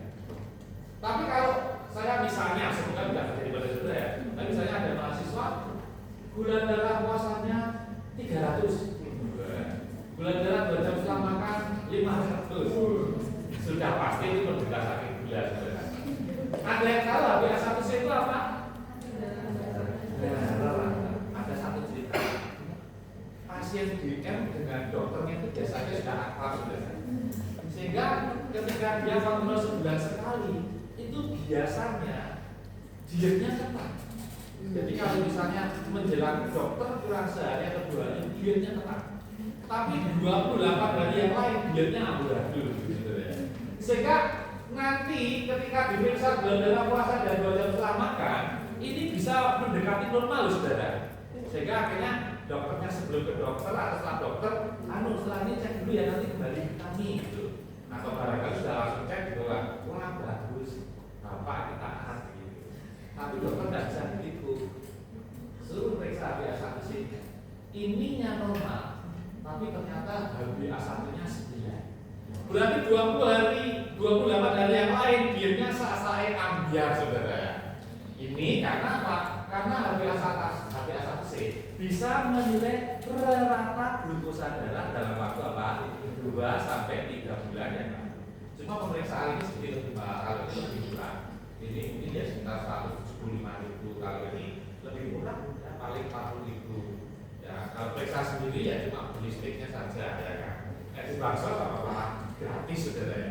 Kadang-kadang pulang malah bisa kodi gitu ya. Kalau panitianya bermurah hati. Nah ini kira-kira ya saudara. Lalu kemudian salah satu cara memeriksanya adalah konsep kalau saya begini, ada baiknya ya. Ada baiknya kalau mau ya, kalau ada keluarga, salah satu keluarga ada yang sakit gula dan alatnya kan tidak mahal, kalau saya lebih senang mengedukasi juga. Ya, karena kalau periksa gula darah, kecuali kalau yang diabetes ini ya jangan sekali-kali dipikir sendiri bahaya ini ya. Tapi ada pemakai narkoba yang terampil saudara ya. Tapi kalau periksa gula darah di sini ini sebaiknya kalau ada keluarga yang keluarganya dari sakit gula daripada dulu harus ke lab, nggak ada salahnya belajar. Tapi diajari sterilitas dan sebagainya. Nah, itu namanya konsepnya adalah yang namanya monitoring blood glucose. Kemarin topik karbohidrat itu saudara ada yang dari darahnya? Ada ya? Nah itu termasuk bagian dari monitoring blood glucose ya, tapi saya berharap kalau saudara sebagai dokter tidak takut lihat darah saudara, karena jujur ya saya belum pernah punya murid itu akhirnya sudah masuk ke dokteran, tapi kalau lihat darah takut, sehingga kalau waktu diambil darahnya gitu dia tuh takut lihat darah. Saya diambil rumahnya begini ya, dia takut. Tapi ininya kelirik. Dia gitu. Nah, saudara bagi dokter harus tenang. Kalau saudara yang juga kaget gelebak, kalau begitu saya ikut gelebak kan. Gelebak kabeh ya, sok ini. Ya kalau jadi dokter ya sebenarnya tidak umum ya. Kita kembali ke sini. Nah, ini saya kira kalau alatnya setelah saudara, nah, dibahas dan penting alatnya. Yang penting alatnya akurat. Tapi saya pernah punya pengalaman saudara ya. Ini betul-betul untuk edukasi murni saudara ya. Saya pernah punya pengalaman, tidak perlu saya sebut di mana gitu ya. Artinya kami dokter dibantu adik-adik mahasiswa. Waktu itu ya, kalau kemarin baksos yang terakhir itu saya kebetulan tidak bisa ikut karena ada keperluan. Tapi tahun sebelumnya waktu itu saya juga ikut mendampingi Ibu Eti Kapolri yang sekarang sudah jadi wakil dekan ya, biasanya saya ikut. Tapi kalau yang terakhir itu saya pasti tidak bisa. Tapi saya pernah punya pengalaman begini, pernah ada kasus kita para dokter akan didatangi untuk konsultasi Lalu kemudian sebelumnya kan sudah diperiksa dulu, ya kan, sudah diperiksa oleh adik apakah itu kolesterol atau gula darah atau asam urat biasanya itu. Nah itu saya pernah lihat ada pasien datang ke saya sebagai salah satu dokter periksa waktu itu, ya. Kemudian sudah bawa kertas kecil, gula darahnya 21. Pertama saya sangat kaget itu. Waktu dia datang itu ya biasa-biasa sehat. Keluarnya orang boyoknya pegel. Seorang ibu. Nah dalam hati saya, kalau betul 21 ibu ini bahasa Jawanya sudah beripak, saudara, dia tidak apa-apa. Itu artinya waktu diperiksa itu mesti ada sesuatu khususnya alat. Nah ternyata waktu terpaksa saya suruh pulang. Waktu saya suruh pulang, hasilnya tidak 21 saudara, tapi 120. Nah dari situ saya sudah bisa memastikan ya betul ya mana kira-kira. Itu artinya alat yang dipakai meriksa 21 ini sebetulnya tidak akurat. Nah, tapi si ibu tadi nggak mungkin itu ya santai. Betul, selingkuh apa-apa mudeng ya. Tapi saya yang tahu, saya khawatir kalau betul segitu sudah sangat fatal saudara. Oh ini gula darah puasa tadi sampai berapa 60 ya saudara ya. 60 sampai 110. Itu kalau gula darah kita ya biasanya normal segitu, saudara 50 itu saudara sudah nempel saudara. Betul Pak saudara nempel kayak mau sendiri itu. Nah kalau seperti itu justru harus minum manis. Betul saudara. Minum manis 1 gelas 2 gelas boleh. Kalau tidak, kemudian jadi 40 boleh kan? Gak ada yang nolong. Berarti kan koma hidrogen nggak ada yang nolong. Sedor meninggal saudara. Nah ini 21 ya saudara. 21 RKS lain membagian model. Ternyata setelah bilang lah ini, saya hanya ingin mengatakan besok adik-adik kalau semester 5 kan jadi panitia ya. Nah itu pastikan alatnya nggak usah yang lama, nggak perlu, itu alatnya kan relatif murah. Tapi pastikan akurat. Ya, sehingga betul-betul menghasilkan angka yang sesungguhnya di dalam tubuh pasien. Ya, itu saja. Oke, sekarang kita kembali. Saya mau tambahkan juga ya. Kalau dalam hal mendiagnosis gula darah saudara, sebetulnya bisa gula dari darah, glukosa darah, bisa gula putih. Tapi saya pesankan pada adik-adik, yang akurat dan saat ini dipercaya adalah glukosa darah. Itu faktanya. Ya, bukan glukosa urin. Tetapi glukosa urin di dunia kedokteran tak penting, tetap dilakukan. Praktikum saudara kan kemarin juga ada reduksi. Yang kalau merah positif jadi merah merah itu tetap dilakukan sebagai proses perjalanan dunia pendidikan. Tapi kalau dalam hal realita klinis yang dianggap tetap akurat saat ini adalah glukosa. Nah sekarang kalau kita bicara glukosa urin atau reduksi urin tetap kita pelajari. Apalagi seorang masa dokter tak perlu belajar ini saudara ya. Nah kalau kita bicara itu ya kita sebut reduksi urin saat ini sebagai konfirmator saja karena yang lebih akurat ini. Saya mau katakan kenapa yang akurat kok gula darah. Reduksi urin tak penting, tapi kenapa? Saya beri cerita ilmunya begini. Karena selain glukosa ada zat lain yang bisa mereduksi. Saya beri contoh 2 saja. 1 vitamin C. 2 pusat. Kalau pasiennya mengalami katakan piuria kekecilan ada itu juga bisa mereduksi. Sehingga hasilnya mungkin mendekati nilai batas, dikira glukosa padahal juga bias menghasilkan suatu positif palsu lah tidak boleh. Maka supaya akurat tidak lagi dipakai untuk diagnosis dalam klinis, tapi dari mana glukosa darah di sini. Tetapi dalam perjalanan pembelajaran ini tetap penting. Makanya sudah harus dilakukan. Nah sebetulnya yang standar ya ada satu pakar Profesor Ganda Subrata dari dunia patologi itu sebetulnya secara umum ya perhatikan saudara, kalau yang namanya reduksi urin itu yang betul-betul standar itu 5 ml benedik yang warnanya biru ditetesi 8 tetes urin. Tapi itu boleh dirampingkan separuhnya 2,5 mili dengan berapa tetes berarti? 4 tetes. Kemarin yang itu kan bilangnya seperti itu.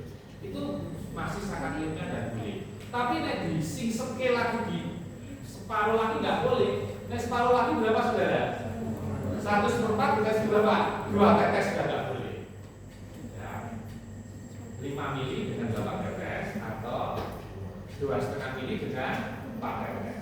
Nah, nanti kalau yang dipakai urin penderita DM yang gula darahnya sudah tinggi dan gula urinnya tinggi, maka waktu dipanaskan akan ada gradasi dari Benedict yang warnanya biru.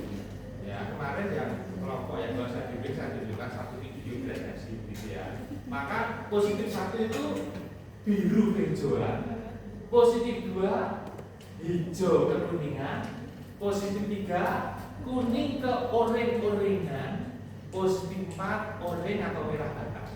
Ini tembok sudah disemen dan dicat. Kalau Anda lihat di sana belum di dalam sebetulnya ada apa saudara? Batu bata yang warnanya apa? Nah, seperti itu. Ya, itu kira-kira mengenai reduksi urin.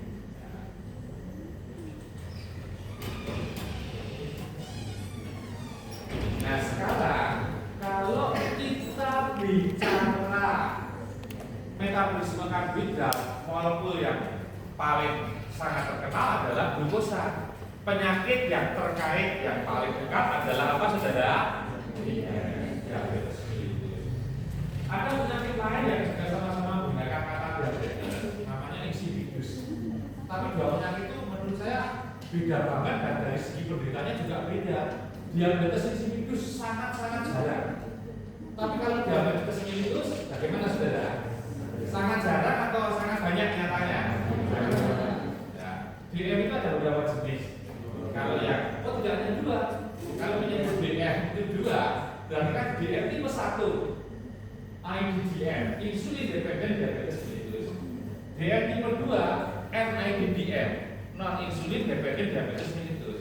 Tapi ada DM tipe lain dan ada yang unik yang hanya diderita saat seorang wanita sedang hamil. Namanya apa saudara? DM gestasional. Itu nyatanya. Ya, DM muncul saat hamil setelah melahirkan. Nah, tapi sebenarnya tidak apa-apa.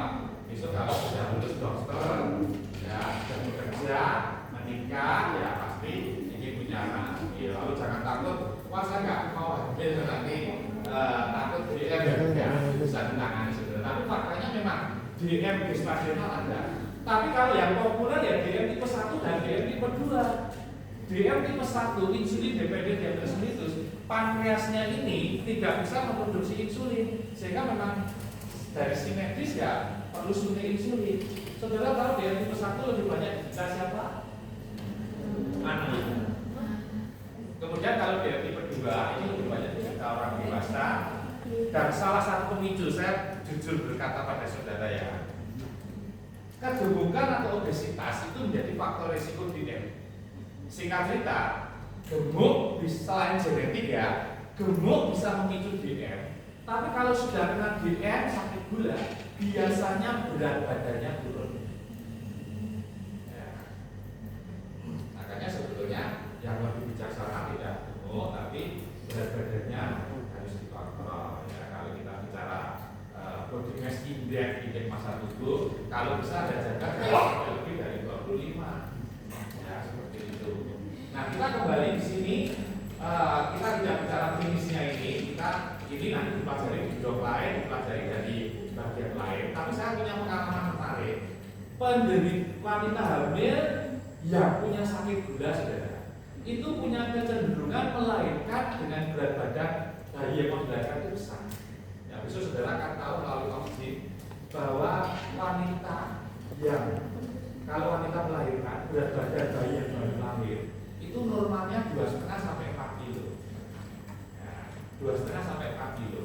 Tapi kalau mendekati 4 kilo itu sudah termasuk besar, saudara. Lah wanita yang punya sakit gula hamil melahirkan tuh yang sering saya lihat tuh bayi yang dilahirkan itu mendekati 4 kilo. Rekor di Solo yang pernah saya dengar dan tahu itu 7 kilo, saudara. Kan sudah bisa diprediksi melalui USG. Sehingga pada kasus yang 7 kilo itu tidak bisa lahir vaginal, tidak bisa lahir spontan. Sehingga dengan apa saudara? Sepeda sesar. Nah, tapi kebanyakan wanita yang punya sakit gula kalau sudah hamil, punya kecenderungan melahirkan dengan bayi dengan berat badan mendekati 4 kilo. Bahkan tadi saya katakan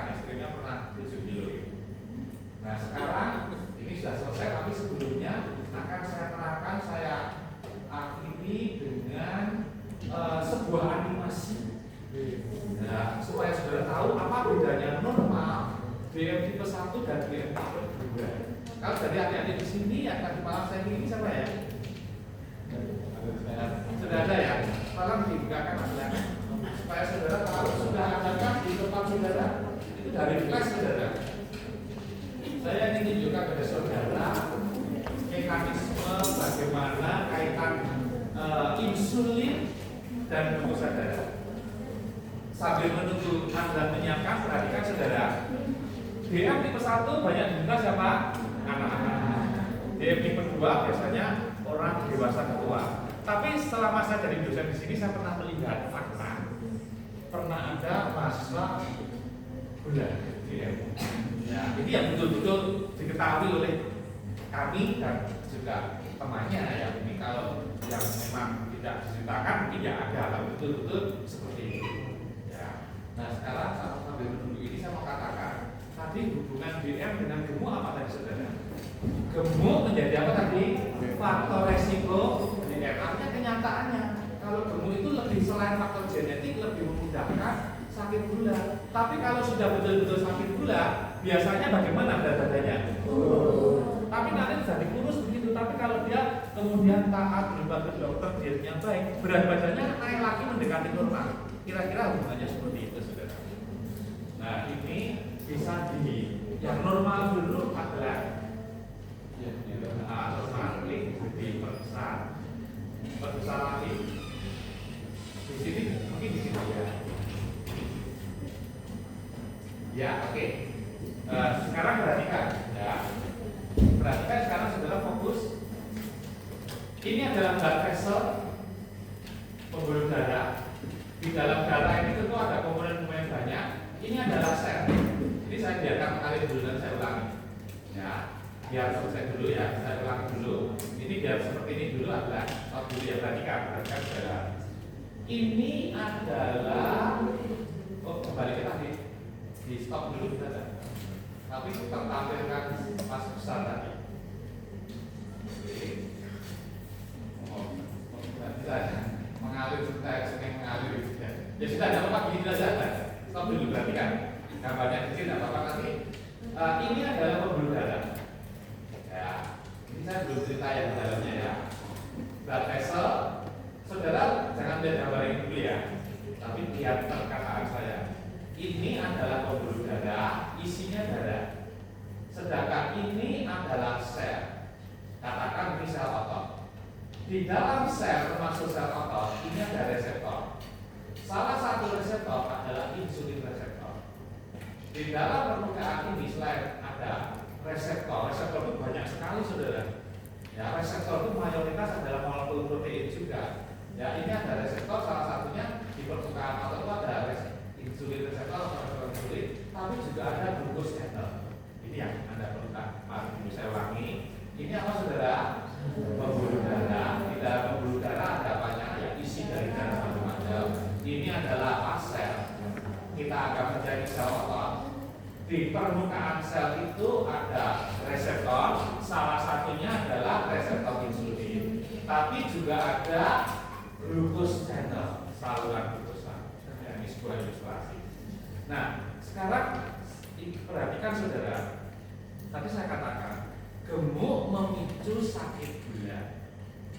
Tapi kalau sudah sakit gula berat badan biasanya turun. Ini sering terjadi pada orang DM tipe 2, pada orang yang sudah dewasa muda ke arah tua. Salah satu sebabnya adalah gemuk. Jadi kalau orang DM tipe 2 yang polanya gemuk dengan DM, maka ada fenomena yang kita sebut resistensi insulin. Apa saudara? Resistensi insulin. Apa sih fungsi insulin? Perhatikan, saudara jangan gambar ini dulu ya. Insulin itu salah satu fungsinya memasukkan glukosa ke dalam sel. Apa fungsi insulin saudara? Memasukkan glukosa ke dalam sel. Nah kalau seseorang gemuk, obes, maka otomatis sel lemaknya banyak. Maka sel lemak ini akan menghalangi insulin dalam memasukkan glukosa ke dalam Itu yang kita sebut resistensi insulin. Maaf saudara, sebelum saya menerangkan ini tiba-tiba dalam pikiran saya ingat sesuatu, maka ini karena sangat biokimia sekali saya katakan. Saudara tahu kalau gula darah tinggi namanya hiperglikemia, tapi kalau penderita DM itu gula urinnya juga tinggi, itu namanya glukosuria. Ada pertanyaan, orang sakit gula itu salah satu gejalanya kan banyak kencing, betul saudara? Ya, kalau saudara punya keluarga kakek yang sakit gula, malam hari sulit tipis, ya, itu yang namanya poliuria. Ya, orang sakit gula itu poliuria, polipatik, polipsik, bolak-balik ya Pak. Banyak makan, banyak minum, banyak kencing, poliuria, polipatik, polipsik, karena ditambah poliklinik, ya tidak. Nah, kenapa ini kok kencingnya banyak? Nah, ini biokimia yang berperan membantu menjelaskan. Perhatikan. Kalau orang sakit gula yang tidak terkontrol, gula darahnya tinggi, gula urinnya tinggi. Nah, kenapa kok dia bisa banyak kencing? Perhatikan. Berarti kalau gula darahnya tinggi, berarti tubuh kita berusaha mengeluarkan glukosa. Dan salah satu usahanya melalui ginjal. Tapi glukosa ini tidak bisa keluar sendirian. Maka glukosa menarik, mengikat air sebagai media untuk mengeluarkan dia. Itu kita sebut dengan istilah diuretik osmotik dari glukosa. Sehingga glukosa menarik air melalui ginjal dikeluarkan. Jadi poliuri atau banyak kencing pada penderita DM itu karena peristiwa yang namanya apa saudara?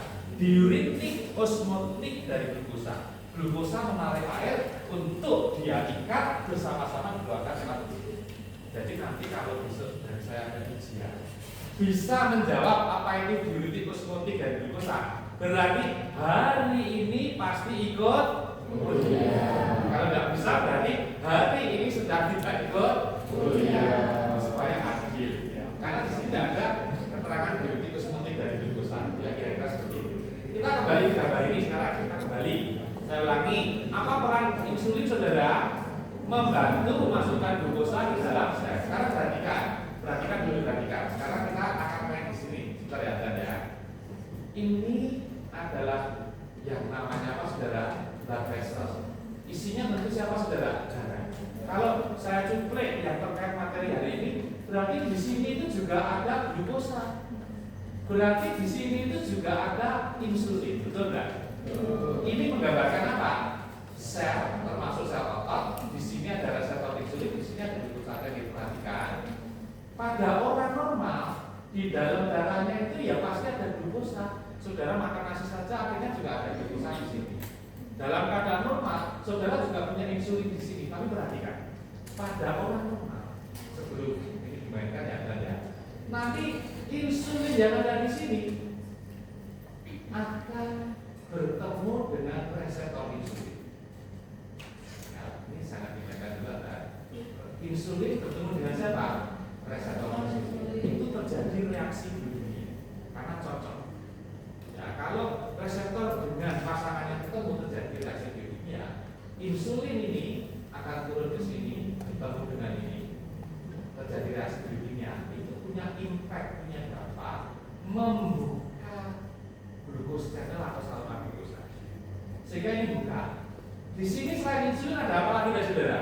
Gula darah. Saudara harus makan nasi 1,5 piring, es tehnya 2 gelas, lauknya banyak, ini hanya bisa. Ini gula darah kamu tinggi, tapi selama kamu sehat, insulinmu akan kerja. Nah, dengan insulin bekerja di sini, ini buka glukosa lagi melalui glukosa yang buka masuk ke sini. Akhirnya apa? Sel otot kemasukan glukosa untuk bahan baku menghasilkan energi, sementara gula darah yang tinggi hiperglikemia pada orang normal akan diturunkan menjadi normoglikemia. Sekarang ditampilkan slide-nya. Nah ini dia, ini insulin. Nah, bukan, wah itu ada pelan-pelan. Pelan-pelan sudah ya. Mainkan aja. Nah, tepuk tangan pelan-pelan.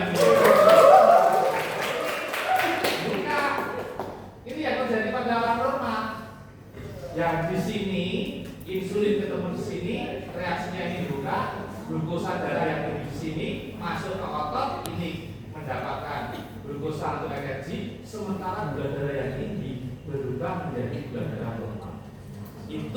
terjadi pada orang. Sekarang DM tipe 1. Sebelum bicara DM tipe 1, perhatikan DM tipe 1 nama lainnya apa? IDDM, insulin dependent diabetes mellitus. Sel alfa, sel beta pengelolaan pankreas rusak, artinya pankreasnya rusak, pabriknya rusak. Jadi pabriknya memang tidak bisa menghasilkan insulin.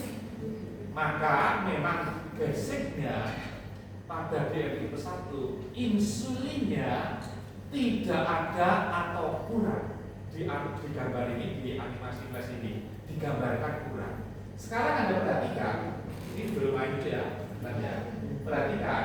Kalau di sini insulinnya kurang, maka seolah-olah tidak ada insulin yang akan ketemu dengan reseptor insulin. Kalau tidak ketemu di sini, apa yang selanjutnya akan terjadi, saudara? Glukosanya buka atau tutup? Padahal di sini gula darahnya tinggi glukosanya. Glukosanya mau masuk ke otot tidak bisa, karena salurannya tertutup. Saya juga bahasa Jawa. Glukosanya mau ke sini mentul saja, saudara. Tetap di sini. Maka pasiennya tetap mengalami hiperglikemia. Dasarnya insulinnya tidak ada atau sedikit, tidak ada yang akan ketemu dengan reseptor insulin. Ini tidak buka, glukosa tidak masuk. Ini kekurangan ototnya sehingga pasiennya tetap lemas, lemah. Sebaliknya gula darahnya tetap tinggi. Gula darah yang dilihat hiperglikemia, jangka panjangnya ini merusak endotel pembuluh darah. Coba kita lihat. Nah, ini tetap ada gula insulin. Ini glukosanya banyak. Insulinnya cuma ini, saudara, mengike-ike gitu. Nah, ini tidak ada yang di sini. Kalau tidak ada yang di sini, tidak ada reaksi. Ini bukan tidak, saudara. Tidak. Lanjutnya bukan. Nah, ini mentul. Sehingga gula darahnya tetap apa, saudara? Sekarang kembali ke DM tipe 2. Sekarang saya beri cerita dulu pengantarnya. Kalau DM tipe 2, insulinnya ada atau tidak? Ada. Insulinnya ada, insulinnya cukup. Tapi terjadi yang namanya apa, saudara? Resistensi insulin. Glukosa gagal. Insulin gagal memasukkan glukosa ke dalam sel. Sehingga sebetulnya insulinnya cukup, tapi tidak bisa efektif membantu memasukkan glukosa ke dalam sel otot. Salah satunya bisa dihalang-halangi oleh banyak faktor, termasuk sel lemak pada obesitas. Tapi semuanya itu juga bisa terjadi karena antara yang namanya insulin dan reseptor insulin ketemu, tapi tidak mampu di sini, sehingga glukosanya tidak membuka. Tapi insulinnya cukup, tapi tidak bisa buka ini, sehingga nanti glukosanya tidak bisa masuk kembali ke sini. Akibatnya apa? Glukosa yang di sini tetap tinggi. Itu tetap terjadi hiperglikemia. Sehingga DM tipe 1 dan 2 patogenesisnya sama atau beda? Beda. Tapi dampaknya apa? Mi1 sampai Mi1 hiperglikemia. Yang namanya komplikasi dari ujung rambut sampai ujung kaki. Pada pembuluh darah otak bisa stroke, pada retina mata bisa buta, pada katarak juga bisa buta, pada jantung bisa serangan jantung, pada ginjal bisa terjadi gagal ginjal, pada laki-laki bisa terjadi impoten, dan pada kaki bisa terjadi gangrene. Coba ilustrasinya gimana? Nah, ini nanti kita lihat insulinnya banyak. Nah, ini tuliskan apa? Tapi tidak mampu membuka glucose channel. Akhirnya kembali lagi glukosanya dalam darah tetap tinggi. Itu yang kita sebut apa tadi, saudara? Sudah paham perbandingan normal DM tipe 1 dan DM tipe 2? Oke, terima kasih atas